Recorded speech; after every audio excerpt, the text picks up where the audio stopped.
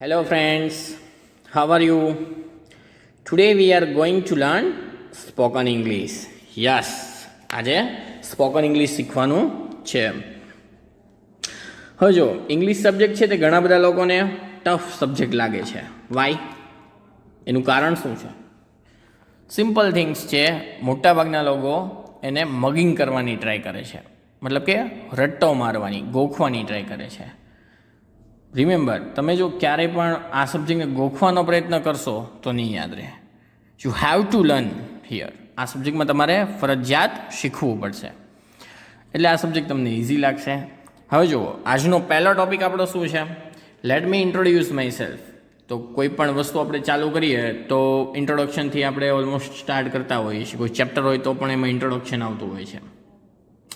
Spoken English માટે basic requirement શું છે? તો તમને basic funda like the tense, articles, આ બેઝિક રૂલ્સ, સ્ટ્રક્ચર બનાવતા આવડતું હોવું જોઈએ. બસ, then you can easily speak in English. તો તમે સરળતાથી ઇંગ્લિશમાં બોલી શકો છો. કોઈ એમાં મોટી વાત નથી, બરાબર? અત્યારે તો મોટા ભાગે જોયેલું છે કે સીબીએસસી બોર્ડવાળા છે અથવા અધર સ્ટુડન્ટ છે, એઝ કમ્પેર ટુ વિલેજ, સિટીમાં સૌથી વધારે આનો ક્રેઝ વધારે છે, બરાબર? તો આપણે આજે પહેલો ટોપિક છે ઇન્ટ્રોડક્શન જોઈએ. કોઈ પ્રોફેશનલ જગ્યાએ અથવા ઇન્ટરવ્યૂ લેતા હોય ત્યાં તમે કઈ ટાઈપનું ઇન્ટ્રોડક્શન આપી શકો છો? તો ભાઈ શોર્ટમાં ઇન્ટ્રોડક્શન આપવાનું છે, ત્યાં આટલી બધી ડિટેલ આપવાની નથી. Like that, hello, myself Chirag Bhatt, I am from Ranpur, I had completed my BE graduation from VGC college, I am extrovert person, I like to playing cricket and travelling with world also, I am extrovert person, thank you.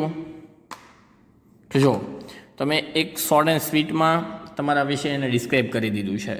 તો એની જગ્યાએ હવે માનો કે ધોરણ 10 અને 12ના વિદ્યાર્થી છે, હવે શોર્ટ ટાઈમમાં તે એમના રિઝલ્ટ આવી જશે.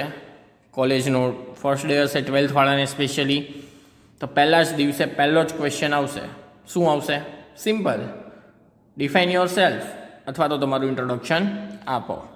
તો ત્યારે શું હશે? મોટાભાગના લોકો છે તે ગુજરાતીમાં ઇન્ટ્રોડક્શન આપશે.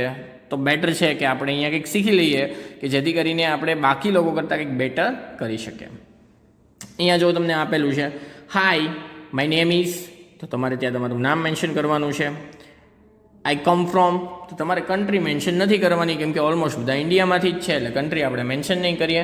આઈ કમ ફ્રોમ રાણપુર, જો તમે રાણપુરથી હોય તો. આઈ કમ ફ્રોમ બોટાદ, અહેમદાબાદ, જ્યાંથી હોય ત્યાંથી, બરાબર? આઈ એમ એજ, હવે તમારા ઉપર ડિપેન્ડ છે કે તમારે તમારી એજ કન્સિડર કરવી છે કે કેમ. આઈ એમ 22 યર ઓલ્ડ, આઈ એમ 24 યર ઓલ્ડ, એ રીતે તમારે બોલવાનું છે. એમ નથી કહેવાનું કે I M 22 age. I M 22 year old. There are 4 people in my family, મતલબ કે ત્યાં મારા પરિવારમાં 4 સદસ્યો છે, 4 સભ્યો છે. પીપલ્સ ક્યારેય નહીં બોલવાનું. પીપલ છે એ પોતે જ બહુવચન શબ્દ છે, અને પીપલ્સ લખાશે નહીં.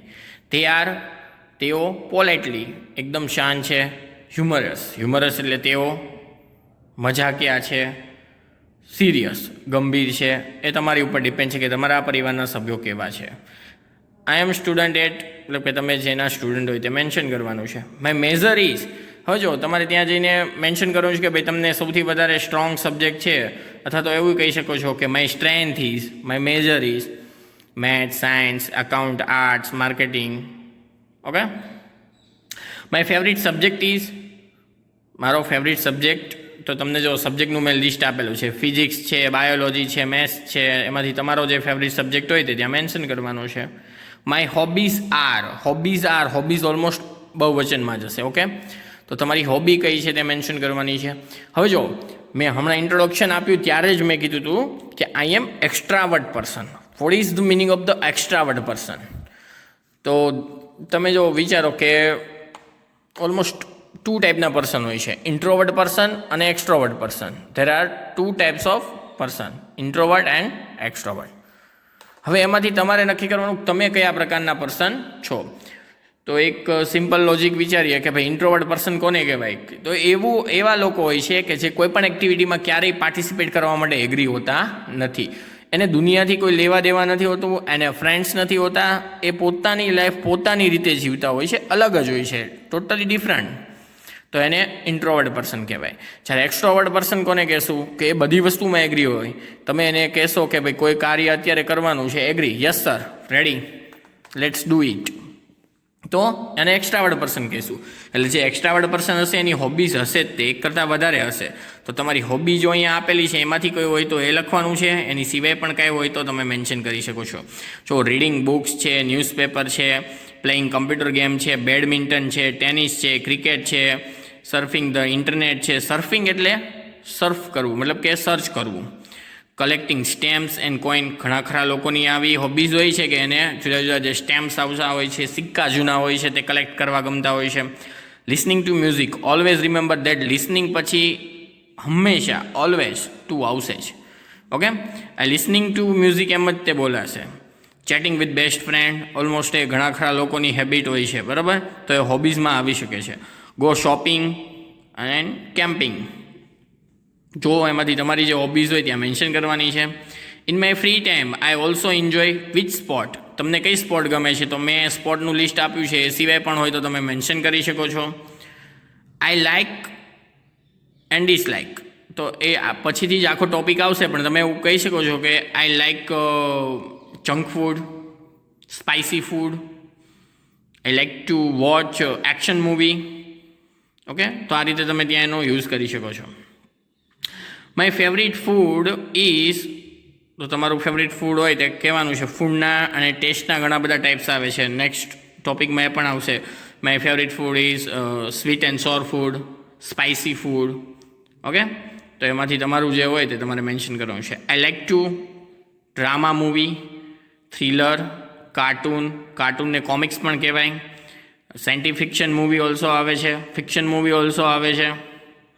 માય ફેવરિટ સિંગર, તમારો ફેવરિટ સિંગર હોય તે મેન્શન કરવાનું છે. My favourite singer is Arijit Singh કે વોટ એવર, તમને જે ગમતો હોય તે, સોનુ નિગમ છે કે XYZ, તમને જે ફેવરિટ સિંગર હોય તે મેન્શન કરો.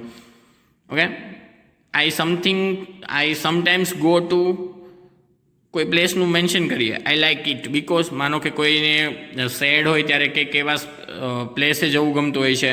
આઈ sometimes go to temple, I like it because, તો તમારે એનું કારણ આપવાનું છે. I have had beautiful memory here, this is one of the most beautiful place I have visited, તમે કાંઈ પણ કહી શકો છો એના માટે. આઈ સ્ટડી ઇંગ્લિશ બિકોઝ, હું ઇંગ્લિશ શીખું છું કારણ I love to improve my English skill, કેમ કે મારું ઇંગ્લિશનું સ્કિલ છે તે ઇમ્પ્રૂવ કરવું છે, સુધારવું છે, એટલા માટે. આઈ have been learning English four, તમે ક્યારથી ઇંગ્લિશ શીખો છો, જો મેન્શન કરવું હોય તો તમે એવું કરી શકો છો ને. I have been learning English for 5 years, 10 years, 5 months, 6 months. I would like to be, હવે તમને કેવા પ્રકારની જોબ ગમે છે તેના વિશે મેન્શન કરવાનું છે. ટીચર છે કે વોટ એવર, આ મેઇન ક્વેશ્ચન રહેશે. કોઈ BCom છે, BBA છે, BCA છે કે વોટ એવર, તમે કોઈ પણ સ્ટ્રીમમાં જશો, પહેલો જ ક્વેશ્ચન આવશે, વાય, શા માટે તમે આ સિલેક્ટ કર્યું, ઘરેથી મોકલી દીધા એટલે? નો, તો તમારે એનું પર્ટિક્યુલર રીઝન આપવાનું છે કે શા માટે તમે BComમાં ગયા, શા માટે તમે CA સિલેક્ટ કર્યું, શા માટે તમે BCA કરવાના છો, શા માટે તમે BBA કરવાના છો, શા માટે તમે BSc IT કરવાના છો કે વોટ એવર, તમે જે સ્ટ્રીમમાં જવાના છો તો એનું પર્ટિક્યુલર રીઝન આપવાનું છે. I would like to BCom because I am interesting in account. Okay, તો આવું કોઈ પર્ટિક્યુલર રીઝન હોવું જોઈએ, ડિફરન્ટ. ઓકે, તો આ રીતે તમે તમારા સેલ્ફ વિશે ઇન્ટ્રોડક્શન આપી શકો છો. હવે જો આ તમે અત્યારે આપણે બોલ્યા, બરાબર, હવે આમાંથી મોટાભાગના લોકો ગોખવાની ટ્રાય કરશે. નેવર, તમે એકવાર વાંચી લીધું, હવે તમારે શું કરવાનું છે કે એકવાર વાંચી લો, બધા ટોપિક જોઈ લો, પછી તમારે જાતે બોલવાનો પ્રયત્ન કરવાનો છે. ઓકે, પછી તમે જેટલું યાદ રહે છે એટલું જ બોલો. તમે ભૂલી ગયા છો તો જવા દો, સ્કીપ કરો. સામેવાળાને ક્યાં ખબર છે કે તમે કેટલું ઇન્ટ્રોડક્શન પાકું કરીને આવ્યા છો એમ. તમને જેટલું યાદ છે એટલું તમારે બોલવાનું છે. તો તમે તમારા વિશે આ રીતે 5 મિનિટ ઇવન જાતે એમનામ ઇંગ્લિશમાં બોલી શકો છો. Thank you.